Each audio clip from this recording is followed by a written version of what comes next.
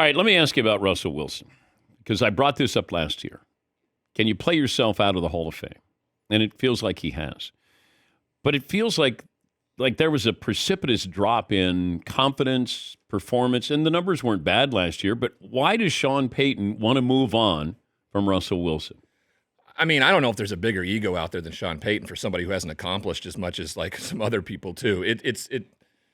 He did not want him from day one. And for whatever he had to try to cover up to make it look like he did not want him. He was stuck with him. And when he had the opportunity to finally get it done and get him out, it was going to happen. I thought Russell played, pretty darn good last year. You guys but is this more about the coach maybe than it is the quarterbacks? We're missing really what we should be focusing on? Yeah, I don't think that the conversation should be around necessarily Russell Wilson's lack of production. He produced last year to a point where they were in playoff contention. And Denver decided, hey, we'd rather, not be on the hook for all that money if he were to get hurt than to maybe push for the playoffs, actually. And so that was disappointing to see as a fan of Russell Wilson's, a fan of the Denver Broncos, to see them kind of go away from that. And I don't know what they do. I heard Seton talk about it.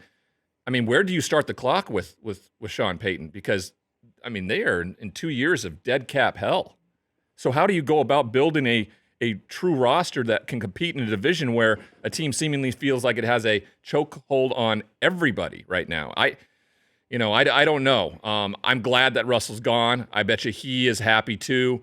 I think the name you used right immediately, the Pittsburgh Steelers, is an optimal spot for him, especially if they can get him for the league minimum. You don't quite know if other teams will want to do that because they have to negotiate with the Broncos and everything like that. You don't want to stick it to them necessarily if you were going and trying to do some business with them in the next year or two or things like that. Oh, so you think that these teams may take a little bit of that financial heat away from the Broncos? I do, because of the personal interactions between teams when they go about that business. If you walk into it, I think the Haslam situation where they gave that money to Deshaun Watson is going to do them detrimentally in future interactions within teams, because they were like, you about screwed us on this, and we're not going to let that happen. We're going to hold you accountable for it for some time.